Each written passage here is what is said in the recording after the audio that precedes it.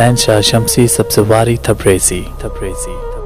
امام علی علیہ السلام کی خدمت میں ایک شخص آیا اور دست ادب کو جوڑ کے عرض کرنے لگا، یا علی، برا وقت انسان پہ کیوں آتا ہے؟ بس یہ کہنا تھا تو امام علی علیہ السلام نے فرمایا، اے شخص، برا وقت انسان کے غلط فیصلوں اور غلط عادتوں کی وجہ سے آتا ہے، لیکن جب برا وقت آتا ہے تو اپنے ساتھ اللہ کا تحفہ لے کے آتا ہے۔ تو وہ کہنے لگا، یا علی، برا وقت بھی اپنے ساتھ اللہ کا تحفہ لے کے آتا ہے، وہ کیسے؟ بات جب یہاں تک پہنچی تو امام علی علیہ السلام فرمانے لگے، یاد رکھنا،